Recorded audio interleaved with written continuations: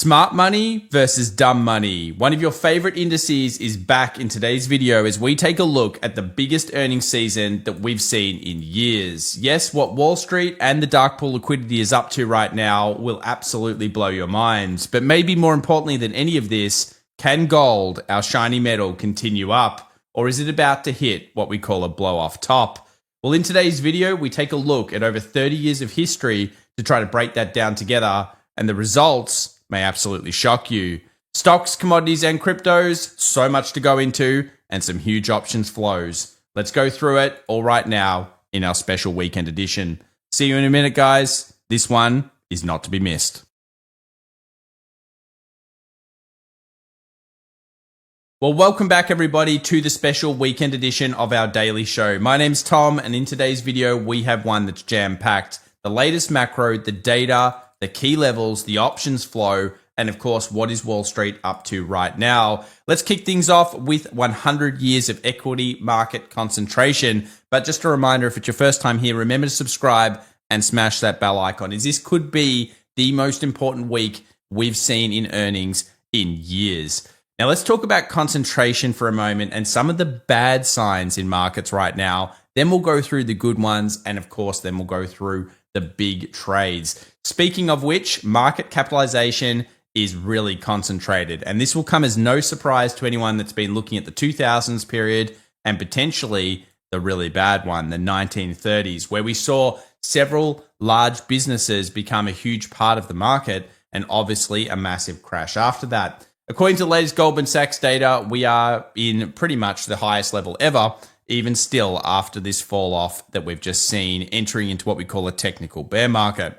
Now, let's go through some of the bad signs. The first one has to do with home builders. Now, we've been talking about this for a while, but as you guys know, home builders can sometimes foreshadow problems in markets. They can also be used to pick up potentially dips. Now, we have not seen a strong result so far in home builders as the markets continue to sell off. And as many of you would know, the number one largest trade we've ever seen in home builders happened right at the peak at the end of last year. So why is this important? Well, if this continues to degrade, we can kind of assume that markets will start to follow at some point in the future. And it is a very good lead indicator, and of course a worrying sign of the potential of a recession just around the corner that market structure will probably make a very big decision on soon. So let's talk about why that could be. Well, traders are plowing $6.6 billion into leveraged long ETFs. And you might think, well, that's good. It's probably Wall Street. No, it seems to be coming from retail. Now, the big problem here is that retail on one hand are answering surveys saying that we're freaked out more than ever before, but on the other hand, buying the dip more than ever before. And why could this be? Well, it's got to do with conditioning. Now, of course, not every dip is the same, but there are some historical stats that have been out there before that have obviously shown us that buying the dip pays off. And of course, if you know your historical stats, you would know that's traditionally correct. But are we in something worse? The concentration bubble that leads into something like a dot-com crisis. The AI bubble, the dot-com bubble, are they looking the same? Well, of course, if you overlay this classic chart, which is NVIDIA versus Cisco during the heights of Cisco back in the 1990s, you'll notice that we are at a turning point. If markets turn up here, okay, maybe it's just a pullback and we follow a different path. But if markets continue to stay up, down, and all around, and then eventually break towards the lows, well, yeah, that's not going to be a good sign at all. And in fact, this is actually going to be the average type of recessionary move that we tend to make 6 to 9 months after the first Federal Reserve rate cut, which of course we did see back last year. We've got a big special on that coming up. I'm just collating the data right now, and yeah, it's pretty shocking. Now, speaking of which, worse signs still. Well, we just had over 11 days of the VIX above 27.3. Now, this doesn't mean necessarily that the markets are going to end red, but it certainly increases the average odds. In fact, when you are looking at an end of year being red, traditionally, you will always get it only when you have that 27.3 times at least 11 days. That has now happened in 2025, so it opens the case of some of the worst total year returns that we've ever seen. Now, should we be panicked about that? Not necessarily, but it's certainly another bad sign.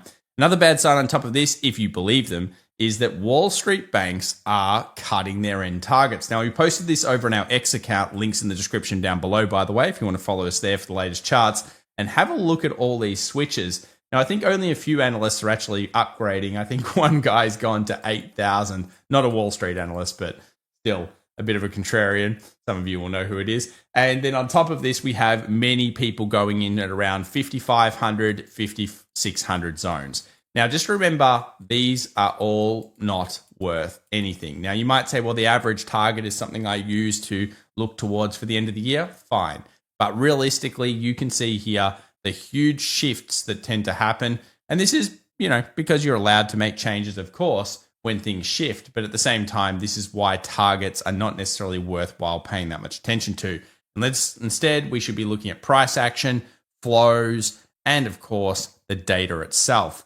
Now, it takes bulls to have a bull market. Yeah, you probably say no duh.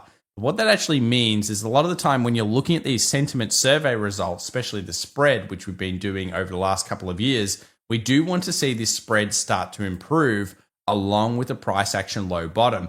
Now, that doesn't mean you're going to get the low of the market. If you're trying to pick the low, well, of course, you're not going to get that with these spread differentials. But just remember, when you tend to have the spread much higher, you're in extremely good bullish periods in history. And this can be very helpful when you're in the middle of what we call a bull cycle. So one of those things that lasts between traditionally 4 and 7 years. And of course, we are currently, one of the lowest reads that we've had at all times. Now, as we've already mentioned, a lot of people are answering these surveys and saying, look, I'm really fearful, but at the same time, it looks like retail traders anyway are piling into leveraged funds. TQQQ in particular, which is the Nasdaq triple leveraged fund, that is getting so much money being put into it. And as Grant Hawkridge has done over here, what he's taken is a whole bunch of different components of these particular bull bear kind of sentiment survey reports and other things. And he's found that we are not yet at what we would consider an extreme fear pickup zone. So have we hit to a critical level that traditionally is a good buy the dip? Yes. But have we hit extreme fear? Not by most records. And this can take some time. And this is a really good one that will continuously update throughout time. Now, as we mentioned, smart money versus dumb money. One of the favorite indicators here on the channel for many years by you guys, provided by Sentiment Trader. Obviously, I had to bring it back for this particular time. Have we hit a critical point? And you'll notice here that traditionally, when smart money's been going absolutely ballistic, then you may want to be looking at potentially some dip buys. But I think the most important thing about this is something weird happened. And as Cole Garner here posted, it looks like smart money versus dumb money confidence spread hit this such an extreme high based on this indicator, which obviously has many metrics in it, that we have effectively seen it only one other time. When was that? Around the dip of the final dip in 2007.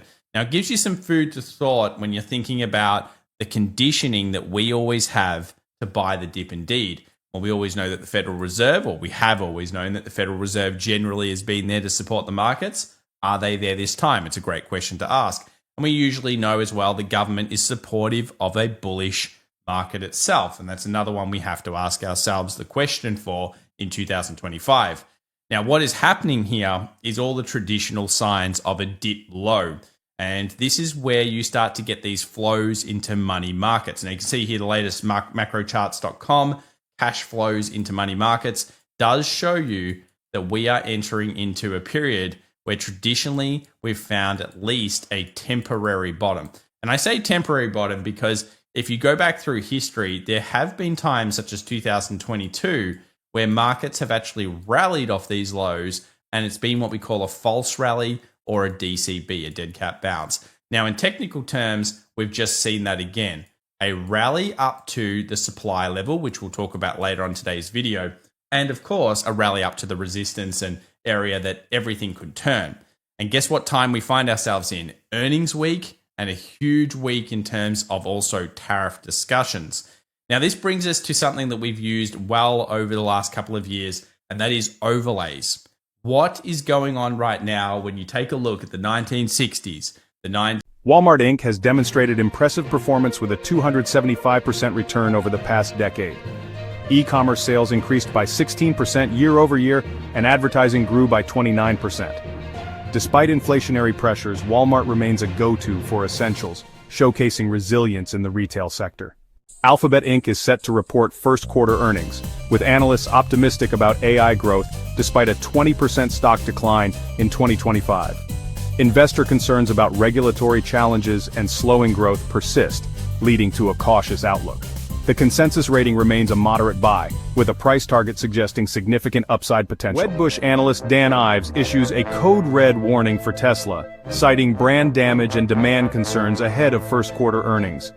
Despite challenges, he remains bullish on Tesla's long-term potential, emphasizing the need for CEO Elon Musk's full attention to stabilize the brand.